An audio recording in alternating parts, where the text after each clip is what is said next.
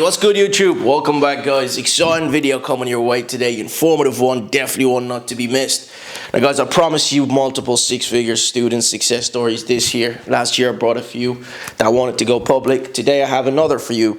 And this person touched his first six figures, guys, I believe within 3 months. Now, this person is going to explain to you how he did it, all the other trimmings, information, and inspirational things that you require in your own trading.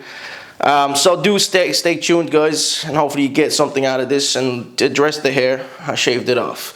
So let's get right into it. It will grow in a minute, but don't forget that smashy. Let's go. All right, guys. So back with Robbie. A lot of you are familiar with this face, as we made a different video before in a different. Basically, last video he just brought in 40,000 in a month. Now, Robbie, what are you saying at today after that video? Basically, because you started with a new broker, and in that new broker, what have you brought in so far? So there was a little bit in November, December, I think 20-30k between them. January was obviously the 40k, and then this month was 52, helped by a crazy end to the week. So we've done the 100. So the 100k over 100k a little bit. So the six figures made. Congratulations. Yes. Now, I mean, technically, I kind of done it a little previously with the. So this is now you've joined the six figures club. Congratulations. So the reason why I want to make this video, and thanks for coming out at the end of the day, is obviously these videos bring inspiration, and also not just inspiration. People want to know how you've done it, and I want to know, right?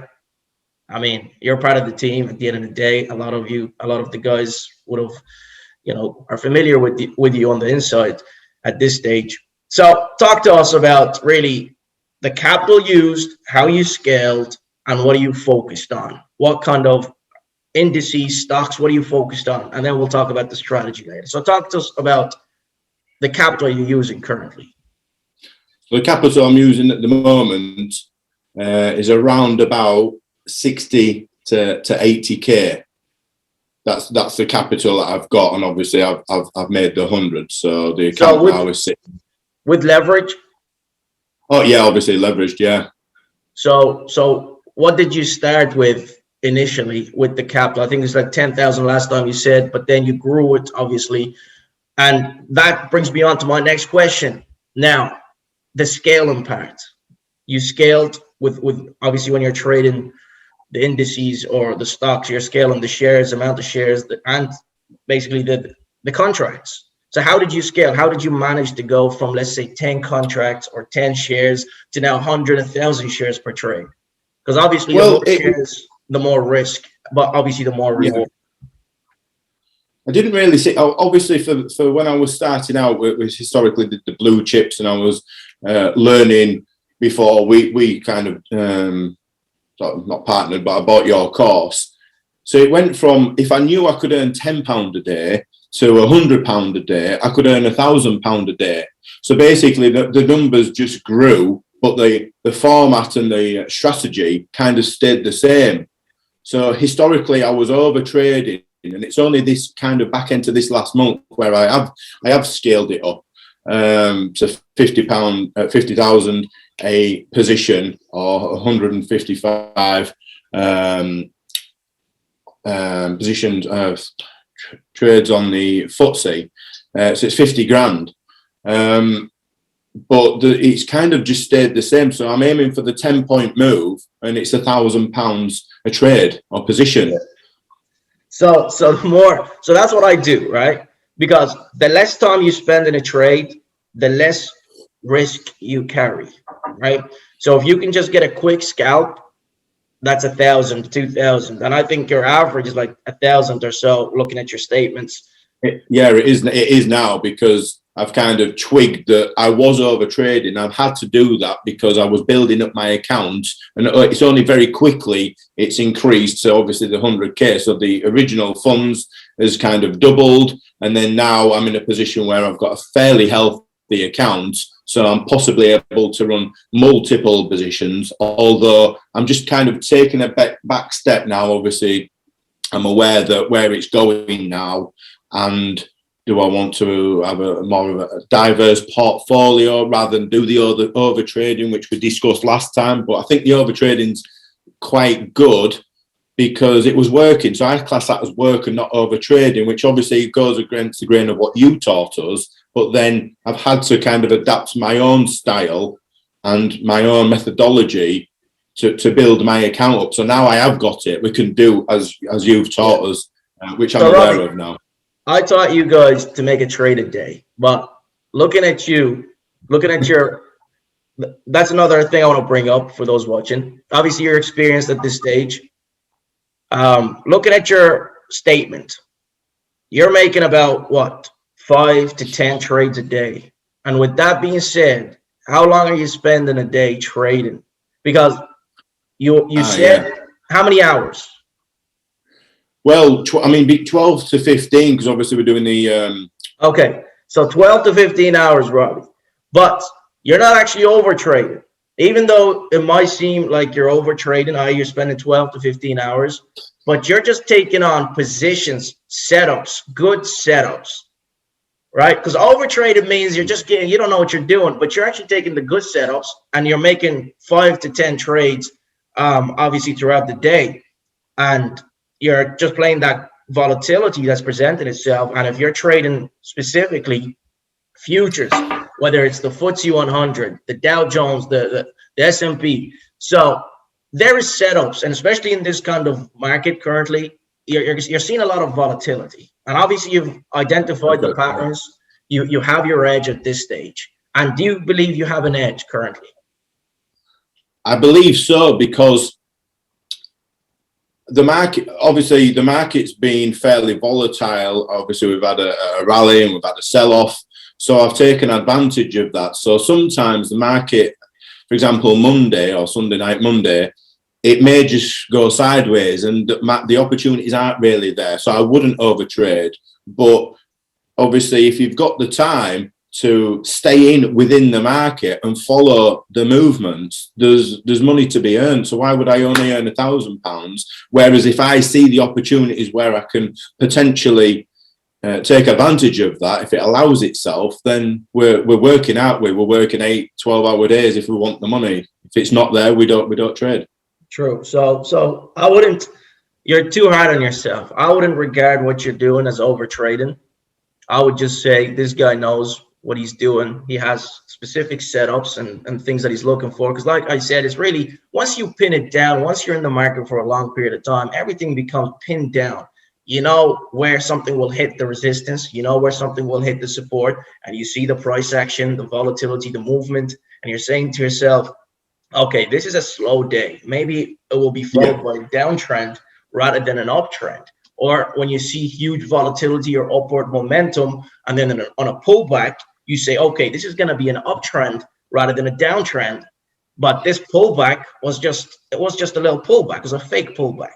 So over time, obviously, you know, you get wired into the market, and that's really where you are today. And your profits and losses are showing that. And you're not taking that many losses. I see that you have losses, but you're not taking too many losses. And I'm sure your kind of style of trading is somewhat, the stop loss is too wide, probably, because you're comfortable with it and you're comfortable with, I guess, your edge. Have you identified any patterns?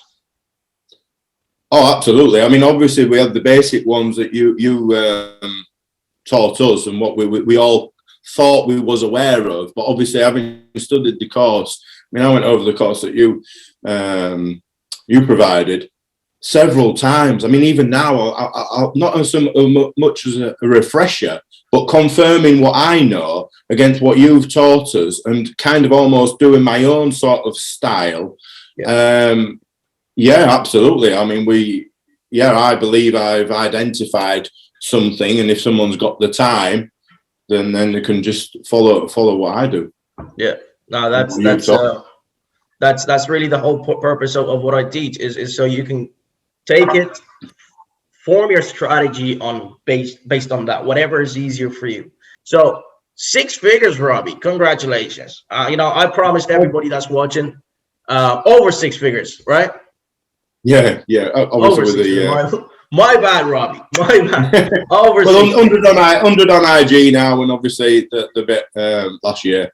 With, going forward, Robbie, what's the plan, scaling wise?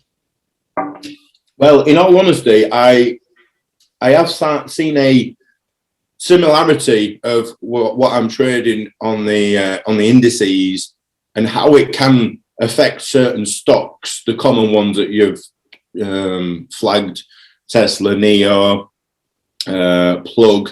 So I'm trying to now, because obviously there seems to be a little bit more profit in the stocks. I'm trying to link the two together now. So I'm working on my swing strategy and seeing how I can take advantage of what I'm doing with the indices and how that mirrors over to the stocks. So I believe I've pretty much got the indices boxed off now. I've been worked on it for a year, 18 months.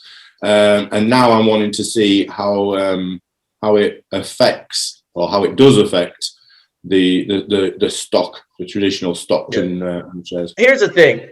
Advice you would give anybody today who, let's say, is currently not profitable, okay? Because you had your fair share of ups and downs.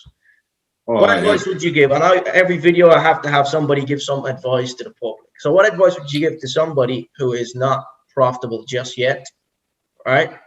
But they're just picking up things and trying them and whatnot and just trying to figure out basically what's working and what's not. So I'll let you do the talk. I've seen that people tend to focus on too many different things. People are all over crypto now. People are all over stocks, and I've just stuck to one thing, which again my missus has a laugh because she believes I'm a bit Asperger's. So I just stick to one thing and I try and master it. And I think people, if they had an element of what I've done and just stick to one thing, there's enough money in the FTSE, or there's enough money in the American market open, or Neo, or anything, and just kind of stick to that and work out how they can do that the best that they can do. And if it works for them. So I like the FTSE. It's there in the morning. I've got potential to earn a month's work, wages, in one day, and try and master that and understand the patterns. If they understand it, or they do some research, or they invest a little bit of time into understanding it, or speak to other people. I mean, obviously the Discord chat's great. And if people just clubbed together and understood it like I have, then they would be able to master it and not overcomplicate. There's enough money. I could trade the FTSE for the rest of my life, and I'm happy to do that because now I understand how it works. And if you are, obviously your risk management's key, and I believe it still is, but also don't be too quick to cut a loss if you're getting faked out. Understand what you're doing, and then you don't need to take these losses. Or like me, sometimes I might swing these positions. That's why I don't really have many losses, because I know that it's going to swing back round. I might be 2 or 3 grand in the red, but I believe it's going to come round, and I'm quite often right. So you're just try and master your one risk thing. management, like I said, is a bit wide. But again, that's because you're confident in what you know and what you're doing. So at the end of the day, Robbie, I think you've earned your right to mentor others if you ever choose to, right? Like you've proven yourself and whatnot. So if I ever decide to retire or walk away, I know who to come to for to kind of take my place and continue the revolution. But obviously, hopefully going forward, we'll have more six-figure students and more success stories. I promise the internet that this year I'll bring out more success stories, and you're my first for this year. So congratulations. I wish you the best of luck going forward, continuous growth. And keep inspiring the rest on the inside. So again, confidence, right? That's one thing that you have to have in trading, like you do today, because that's the reason why you're seeing yourself consistently and not taking really any losses. Especially the fact that you're going deep in the red, but then coming back to being the green eventually. I mean, that just shows your confidence. And look, you have to have that confidence in trading. But at the end of the day, guys, for those watching, you do have to get kind of punished at the beginning, so you understand what to do and what not to do, what works, what doesn't. So that's why getting punished with small capital is crucial. Obviously, some people get it immediately, while others don't. So those who don't, obviously take these as lessons. I think we covered a lot of things in this video.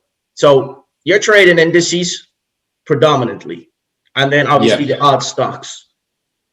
Yeah, obviously on the American Open now, so I'm just trying to just see how they kind of blend in each other. I think I've got a certain format and an understanding of how the indices are moving, which then obviously I might as well jump on the stock formation, how it's going to move, whether it's not the market open or again, because I do stay in the market all day.